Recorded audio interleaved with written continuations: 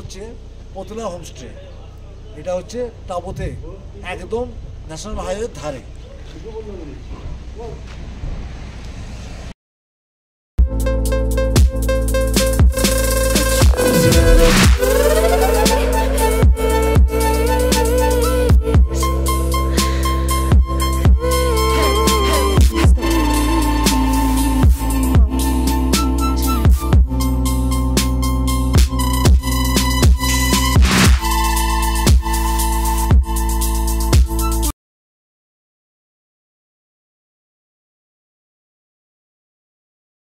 আমরা চলে এসেছি এখন নাকো লেকে। তো গ্রামের ভেতর দিয়ে রাস্তা দিয়ে আসতে হয়, আর এই লেককে গ্রামের বাসিন্দারা, নাকো বাসিন্দারা পবিত্র লেক বলে মানে। এখানে স্নানও করে না, শুধু গবাদি পশুরা জল টল খেতে আসে। তো দারুণ সুন্দর লেকটা, পাহাড়ের এত উঁচুতে এত সুন্দর লেক, দেখার মতো সত্যিকারের। তো সবাইকে 7th ব্লগে স্বাগত জানাচ্ছি। আশা করি সবাই ভালো আছো।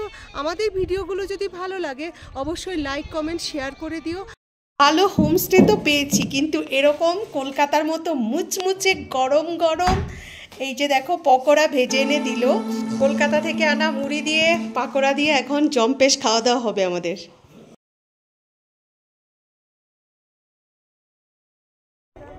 আমরা নাকো পৌঁছে নাকো মনেস্ট্রি দেখে এখন আছি আমরা নাকো লেকের সামনে।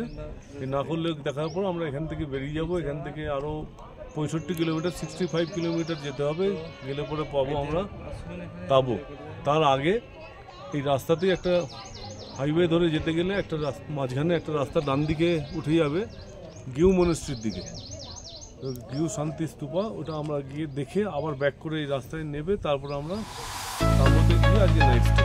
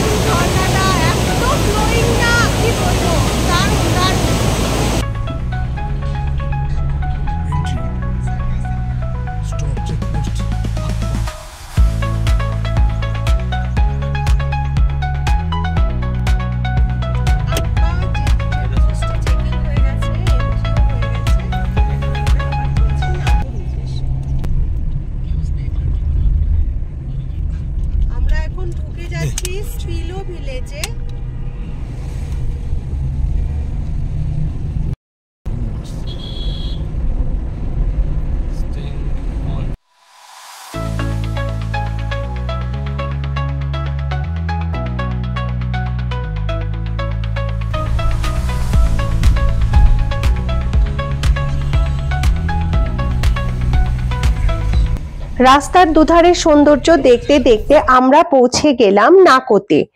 নাকো কিন্তু হাই অল্টিটিউড আছে তাঁবুর থেকে বেশি, তো আমরা নাকোতে থাকবো না, আমরা তাঁবুতে গিয়ে থাকবো। তার আগে আমাদেরকে দেখে নিতে হবে নাকো লেক আর নাকো মনেস্ট্রি। কিন্তু আমাদের খুব খিদে পেয়ে গেছে সবারই, তো খাওয়ার জন্য একটা ধাবা খুঁজে বেড়াচ্ছি। খুঁজতে খুঁজতে নিয়ে নিলাম একটুখানি ভিডিও। খুব সুন্দর জায়গাটা, দারুণ। তো আমরা ঢুকে পড়েছি ডংচ্যাং ধাবাতে। এখানে আমাদের কাছে কিছু খাবার ছিল, বললাম যে আমাদেরকে অ্যালাউ করবে, তো বললো যে ঠিক আছে অ্যালাউ করব। তো আমাদের খাবারটা আর ওদের থেকে আমরা অর্ডার করেছি চাপাটি, আলু জিরা, আর হচ্ছে সৌম্যর জন্য রাইস, আর হচ্ছে ডাল।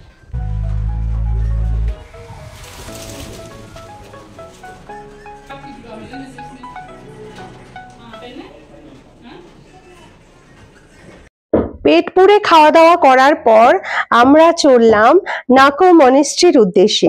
দুধারে রাস্তা ছিল খুব সুন্দর, বরফের পাহাড় একদম যেন গায়ের উপরে এসে পড়ছে, আর সেই রাস্তা দিয়ে যেতে আমাদেরও খুব ভালো লাগছিল। এই দেখো পৌঁছে গেছি নাকো মনেস্ট্রি। এটা হচ্ছে নিউ মনেস্ট্রি। এর একটা বিশাল বড় পার্কিং এর এরিয়া আছে, সেখানে আমরা গাড়ি রেখে দিলাম, দিয়ে চারদিকটা দেখতে লাগলাম। নিউ মনেস্ট্রিটা এখন বন্ধ আছে, তো চারদিকটা দেখে টেকে যেহেতু মনেস্ট্রি দেখা যাবে না, একজনের কাছে জিজ্ঞাসা করে জানতে পারলাম যে ওল্ড মনেস্ট্রি এখন খোলা আছে, সেখানেই সবাই দর্শন করতে যায়। তো গাড়ি রাখার প্লেসটা তোমাদের দেখিয়ে দিলাম, পার্কিংটা। তোমরা এখানে গাড়ি রেখে নাকো লেক আর নাকো মনেস্ট্রি দুটোই দর্শন করে আসতে পারবে, কোনো প্রবলেম হবে না। আর এখানে আবার ফিরে এসে যেতে হবে তাঁবুর উদ্দেশ্যে।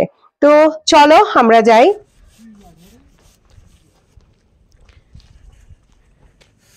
এটা হচ্ছে পুরনো মনেস্ট্রি, এটাকে ওল্ড মনেস্ট্রি বলা হচ্ছে। আর আগে যেটা ছবি ভিডিওতে দেখালাম সেটা হচ্ছে নতুন করে তৈরি হয়েছে। তো চলো ভেতরটাতে যাই। ওল্ড মনেস্ট্রিটা খোলা আছে।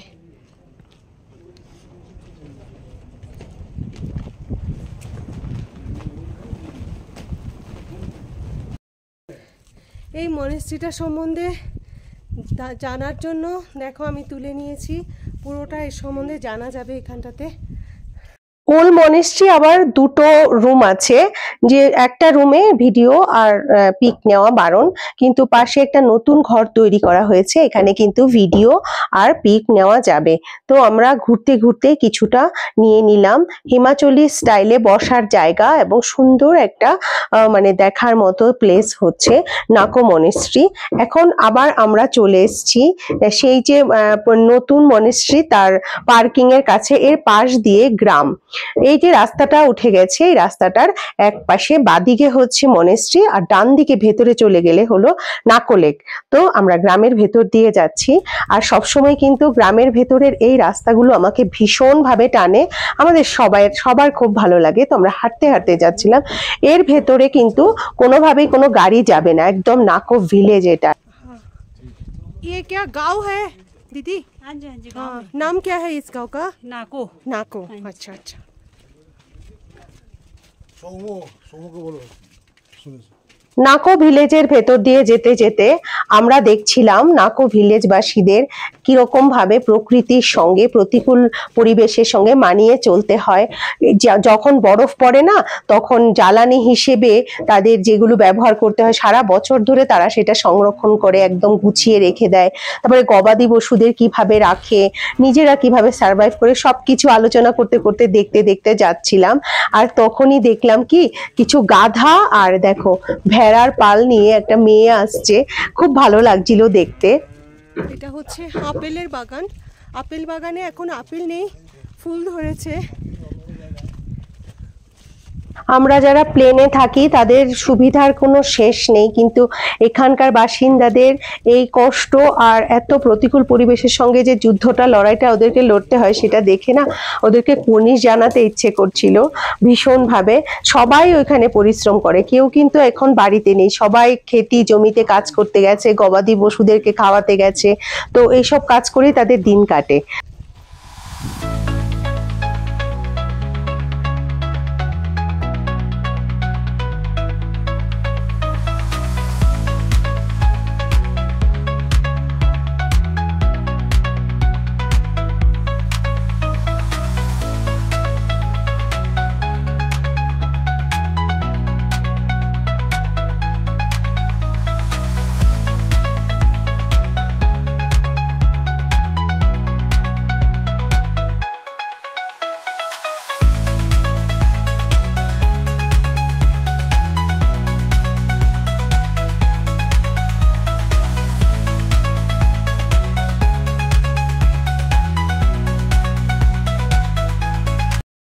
আমরা চলে এসেছি এখন নাকো লেকে।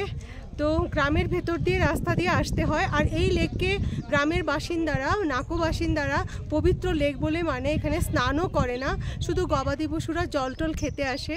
তো দারুণ সুন্দর লেকটা, পাহাড়ের এত উঁচুতে এত সুন্দর লেক, দেখার মতো সত্যিকারের। তো সবাইকে 7th ব্লগে স্বাগত জানাচ্ছি। আশা করি সবাই ভালো আছো। আমাদের ভিডিওগুলো যদি ভালো লাগে অবশ্যই লাইক, কমেন্ট, শেয়ার করে দিও আর চ্যানেলটাকে সাবস্ক্রাইব করতে ভুলবে না।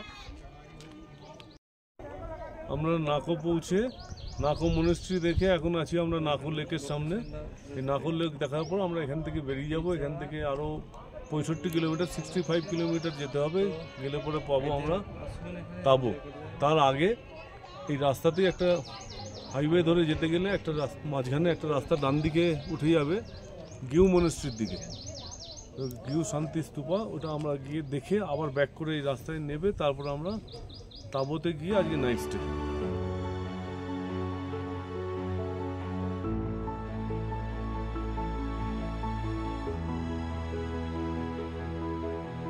নাকো লেক দেখে আমরা ফিরছি। আর নাকোর উচ্চতা হচ্ছে সমুদ্রপৃষ্ঠ থেকে 11,900 ফিট। তো এখানে সবাইকে একটা কথাই, একটু পরপর অল্প অল্প জল খেতে হবে আর খুব ছোট ছোট স্টেপ দিয়ে জায়গাটা পার করতে হবে। আমরা যাচ্ছি গ্রামের ভিতর দিয়ে, গ্রামের ভেতর দিয়ে রাস্তা দিয়ে কিন্তু যেতে হবে নাকো লেক, আবার ফিরতেও হবে এদিক দিয়ে। তো দেখতেই পাচ্ছ, বেশি কথা না বলে ছোট ছোট স্টেপ দিয়ে এখন এগিয়ে যাই একদম আমাদের গাড়িটা যেখানে রাখা আছে সেখানে। নাকো মনেস্ট্রি আর নাকো লেক দেখে এখন আমরা তাবোর উদ্দেশ্যে বেরিয়ে পড়েছি। এখানে তো একটাই রাস্তা ছিল।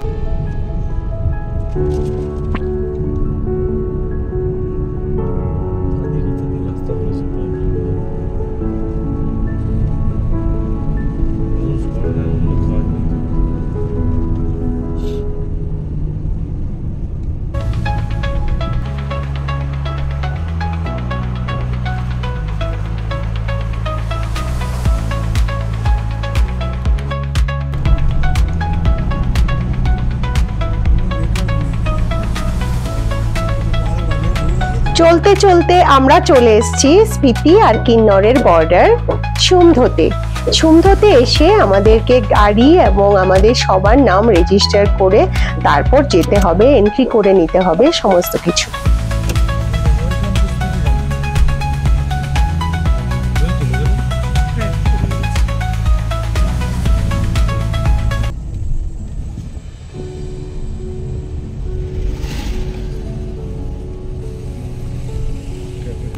সুমধো থেকে বেরিয়ে আমরা চলে যাব সাইট সিন করতে গিউ মনেস্ট্রিতে। গিউ মনেস্ট্রি যেতে গেলে 9 কিলোমিটার উপরে উঠতে হবে, আবার 9 কিলোমিটার নেমে তারপর তাবোর উদ্দেশ্যে বেরিয়ে যেতে হবে।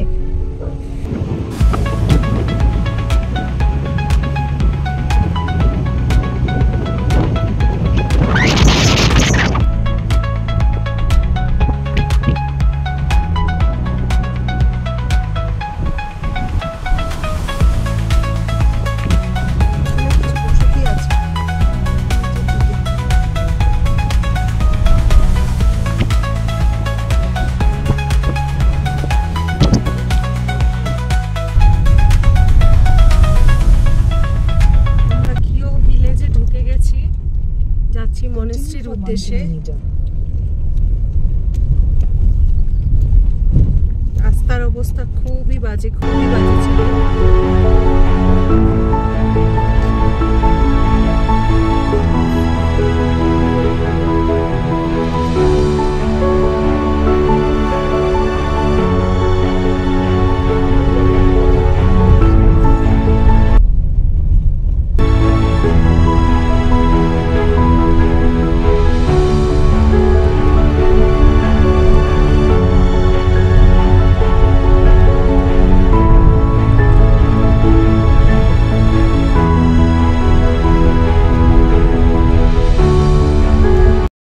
जी जी कितने करके पर पर्सन?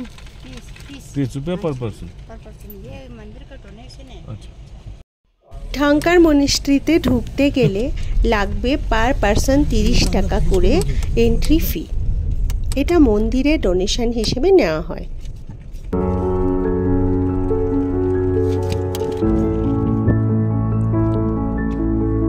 সেই বিখ্যাত গিও মনিস্ট্রি মমিটা দেখবে আগে। যাও আমি সাথে মমিটা দেখবো। এখন আমরা যাচ্ছি 550 বছর পুরনো মমি দেখতে। দেখো রুমের ভেতরে আমরা ঢুকে যাচ্ছি। 500 থেকে 550 বছরের পুরনো এই মমি।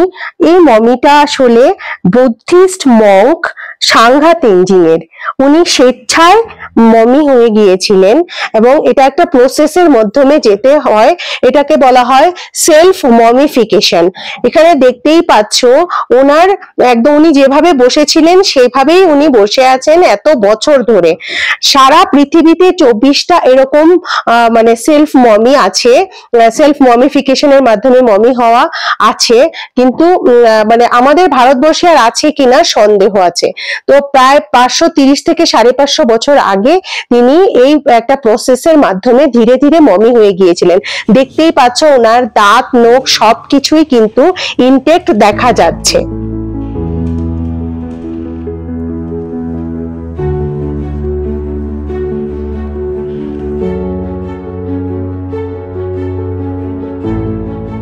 জিজ্ঞাসা করে জানতে পারলাম উইদাউট এনি প্রিজার্ভেশন কিন্তু উনি এইভাবেই মমি হয়েছিলেন এবং একদম খোলা আকাশের নিচে ছিলেন।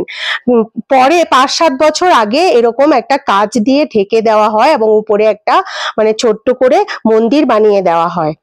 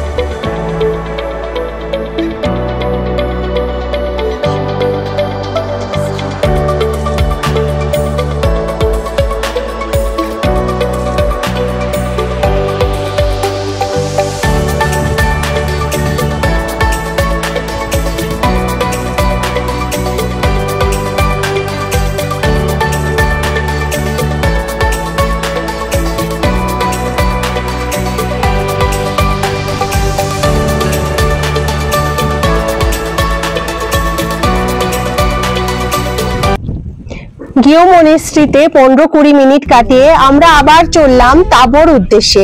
গিও মনেস্ট্রি এবং সেলফ মমি এটা আমাদের মনে একদম গেঁথে থাকবে। তোমাদের কেমন লাগবে জানি না, যদি ভালো লেগে থাকে অবশ্যই লাইক কমেন্ট শেয়ার করে দিতে ভুলো না কিন্তু, আর ভিডিওটা পুরোটা দেখা চাই।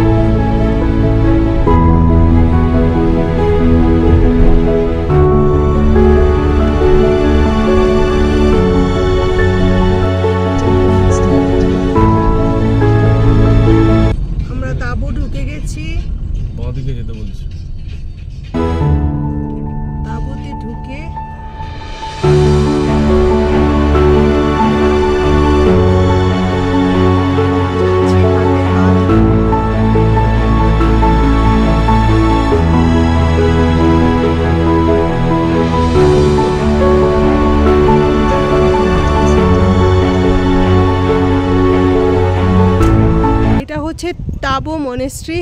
আমরা এখন চা খেতে উঠেছি একটা জায়গায়, পাহাড় দেখতে দেখতে চা খাবো। এখন 5:45 মতো বাজে। চাটা খেয়ে তারপরে মনেস্ট্রি দেখতে যাব।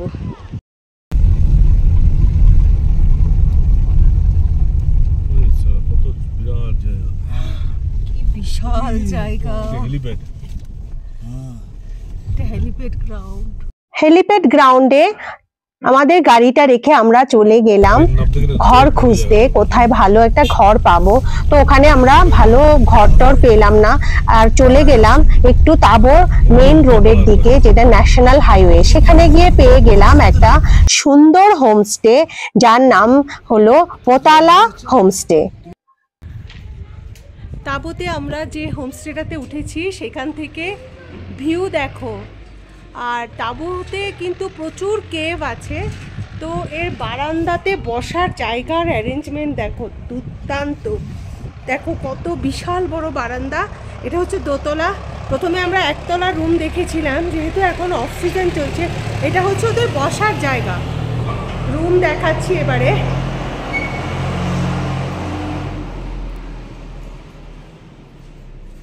এই হচ্ছে, আমরা তো দুটো করে রুম নিই, এই হচ্ছে একটা রুম, সাথে আলমারি, বিশাল বড় ড্রেসিং টেবিলও আছে। একদম ব্র্যান্ড নিউ বাড়িটা। এর টয়লেটটা দেখলে বুঝতে পারবে কি বিশাল টয়লেট, দারুণ। তোমরা যদি আসো তাহলে নেটে পেয়ে যাবে পটেলা হোমস্টে। ওদের কোনো নেম প্লেট আপাতত নেই, কারণ হচ্ছে নেম প্লেটটা ওদের ভেঙে গেছে বলছে, তো নতুন করে এখন আনতে দিয়েছে, তো নিচ থেকে নিতে হবে। আর এই হচ্ছে এর ভিউ, কি অসাধারণ ভিউ দেখো বারান্দা থেকে। এখন প্রায় সন্ধে 7টা, 7:15 মতো বাজে, এখনও আলো আছে, তবে আকাশে একটা চাঁদও উঠছে আর একপাশে পাহাড়। ভালো হোমস্টে তো পেয়েছি, কিন্তু এরকম কলকাতার মতো মুচমুচে গরম গরম, এই যে দেখো পকোড়া ভেজে এনে দিল পেঁয়াজি। তো এখন আমরা মুড়ি দিয়ে এটা খাবো, ঠান্ডায় কিন্তু জমে যাবে বলো। এখন 9 চলছে, কলকাতা থেকে আনা মুড়ি দিয়ে পাকোড়া দিয়ে এখন জম্পেশ খাওয়া দাওয়া হবে আমাদের।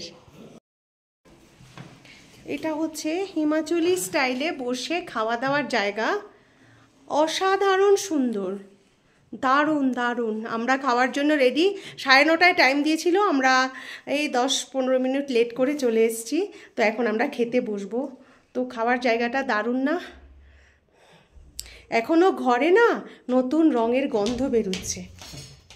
চলে এসছে স্যালাড, পেঁয়াজ, টমেটো, কাঁচা লঙ্কা, লেবু দিয়ে, আর গরম গরম চিকেনের কষা।